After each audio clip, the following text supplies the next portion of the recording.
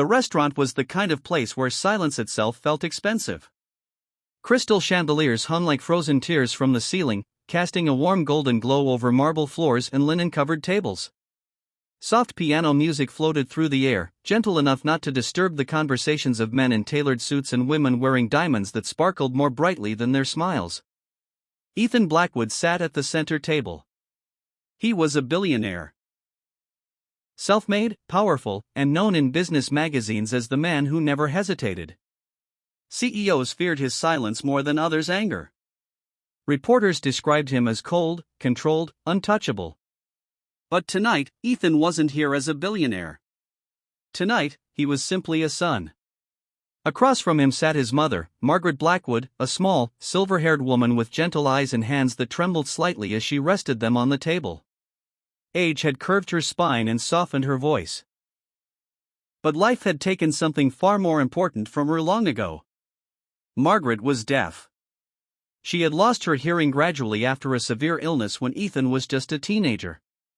At first, she could hear muffled sounds. Then nothing at all. The world had gone silent for her, no music, no laughter, no whispered "I love you." Only stillness. Ethan remembered the day doctors confirmed it. He had been young, angry, helpless. And from that day on, he had made a promise to himself. I will never let the world hurt her again.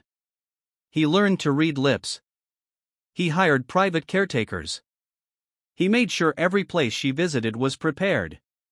But one thing he never did. He never learned sign language. Not properly. Business had taken over. Life had moved too fast. He convinced himself that lip reading and written notes were enough. Tonight, he had brought her here because she loved the atmosphere, the lights, the beauty, the feeling of being part of something alive. Margaret smiled softly as she looked around, unaware of the hushed stares. People noticed Ethan Blackwood everywhere he went. Some recognized him instantly. Others whispered after discreetly checking their phones. But Margaret noticed none of it. She simply reached across the table and touched her son's hand. Ethan smiled back, though something tightened in his chest.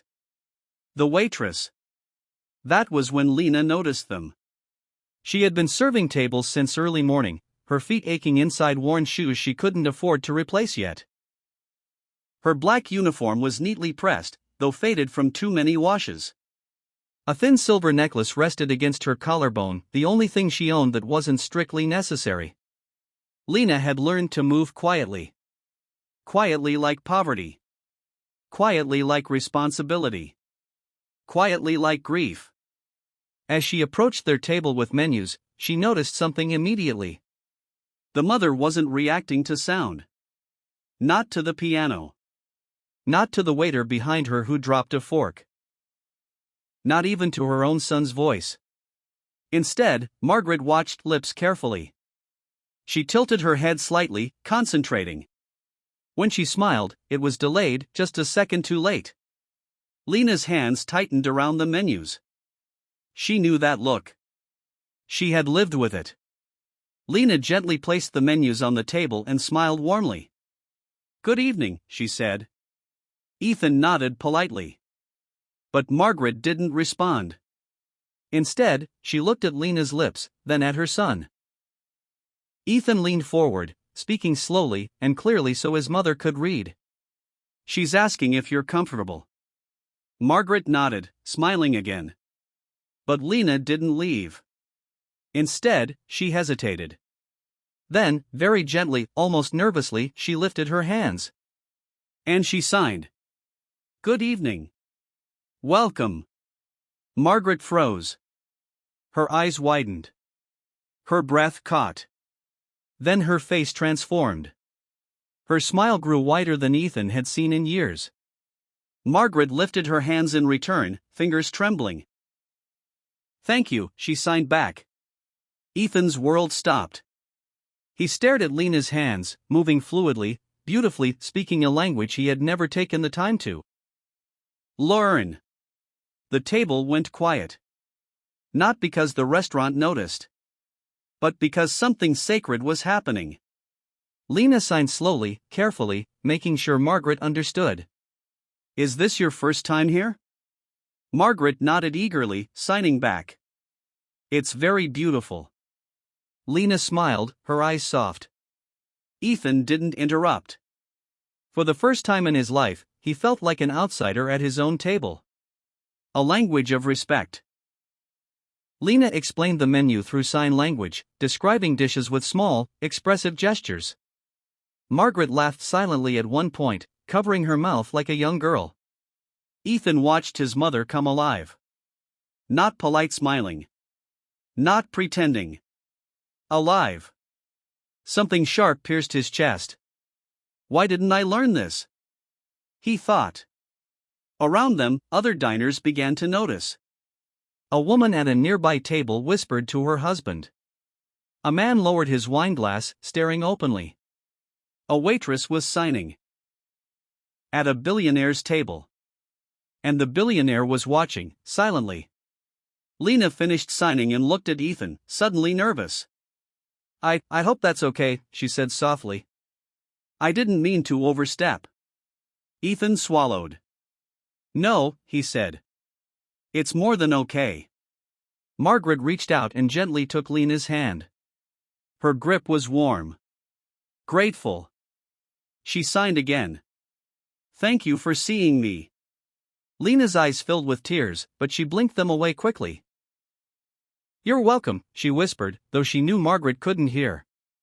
From that moment on, Lena treated Margaret not as a customer, but as a person. She checked on her often. She explained things before they happened.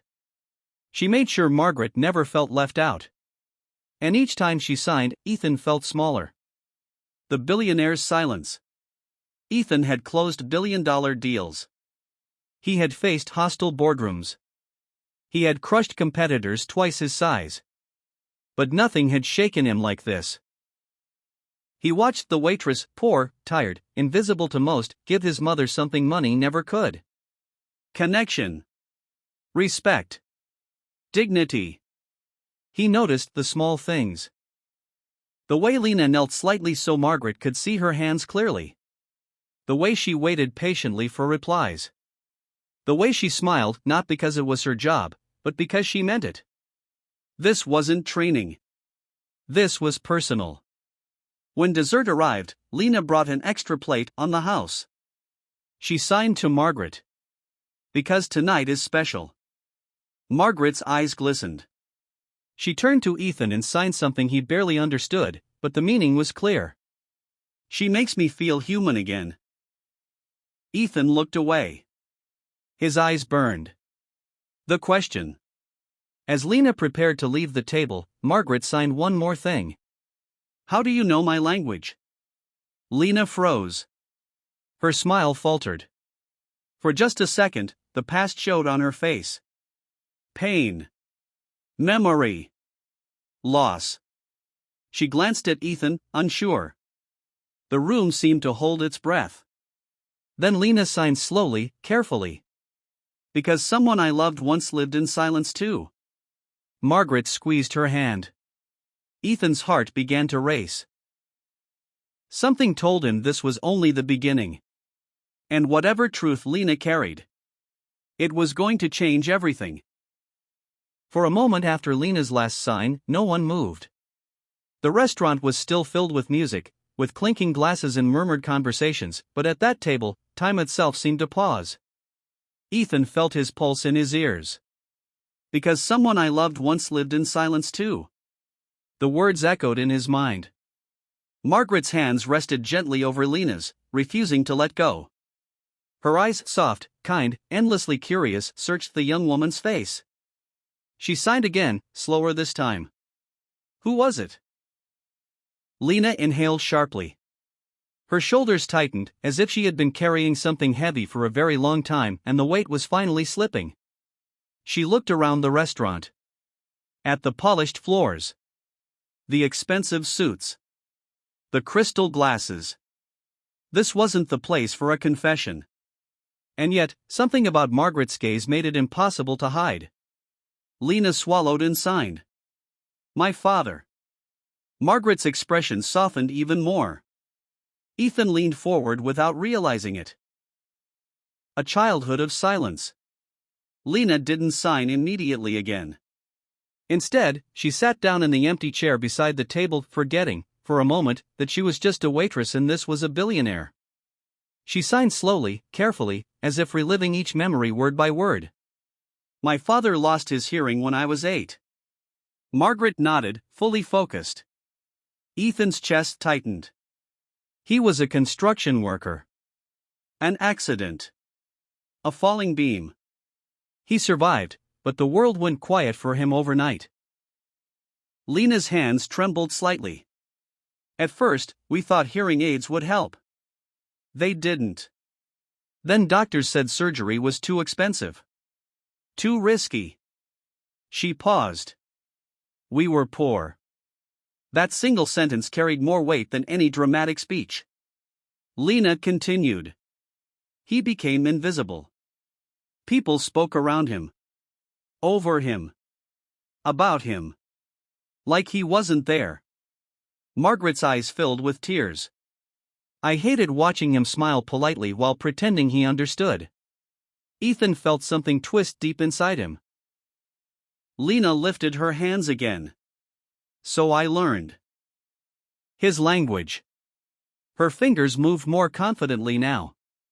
I learned to sign so he wouldn't be alone. The words struck Ethan like a blow. He glanced at his mother, at how alive she had been tonight, how seen. And suddenly, guilt flooded him. The sacrifice. Lena's story didn't end there. When I was 16, my father got sick. His body had carried too much for too long. Her hands slowed. Hospital bills came. I quit school. I worked nights. I worked mornings. I learned to smile even when I was breaking. Some nearby diners had stopped pretending not to listen.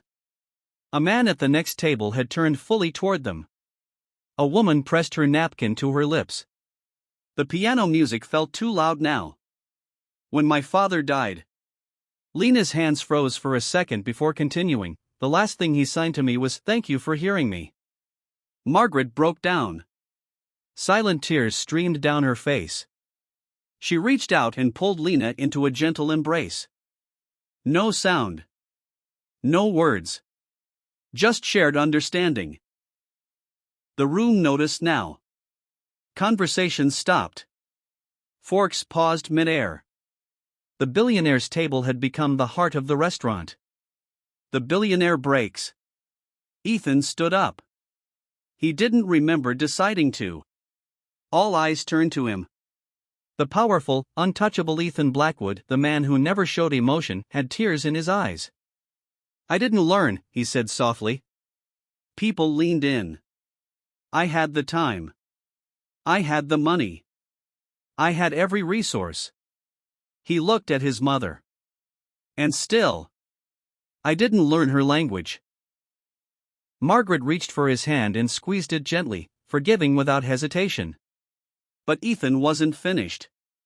He turned to Lena. You gave my mother something I failed to give her tonight, he said. And you did it without asking for anything. The manager approached nervously. Sir, is everything? Ethan raised a hand. Please, he said. Let her stay. The manager nodded and stepped back. Ethan took a deep breath. Lena, he said, his voice steady now. What do you want from life? Lena blinked, startled. I don't know, she admitted. I just want stability. A chance. Ethan nodded slowly. I can't bring your father back, he said. But I can make sure his sacrifice wasn't wasted. The room held its breath. The room goes silent. Ethan reached into his jacket and pulled out his phone. He made a call. Cancel my last meeting tomorrow, he said. And call the foundation board. He ended the call and looked at Lena. I run a foundation for education and accessibility, he said. Tonight, I realized I built it for strangers, while ignoring the person closest to me. Margaret signed something quickly. Ethan smiled sadly. She says, kindness found us tonight for a reason. He turned back to Lena. I want to sponsor your education. Any field you choose. No conditions. Gasps rippled through the room. And, he continued, I want you to work with my foundation, helping families with deaf parents learn to communicate. Teaching sign language. Building bridges. Lena's knees buckled. She covered her mouth with both hands. Tears streamed freely now. I don't know what to say, she whispered. Margaret signed immediately. Say yes. Laughter broke through the tears. Lena nodded frantically. Yes, she cried. Yes. Applause erupted. Not polite applause. Real applause. The kind that comes from witnessing something human. A new beginning. Weeks later, Ethan sat in a quiet room with his mother. No business calls. No assistants. Just the two of them. And a sign language book opened between them. Ethan's hands were clumsy. Margaret laughed silently, correcting him patiently. Ethan smiled. For the first time in years, he wasn't thinking about markets or mergers. He was learning how to truly listen. Across town, Lena stood in front of a small classroom, teaching a group of parents and children how to sign their first words. Above the door hung a plaque.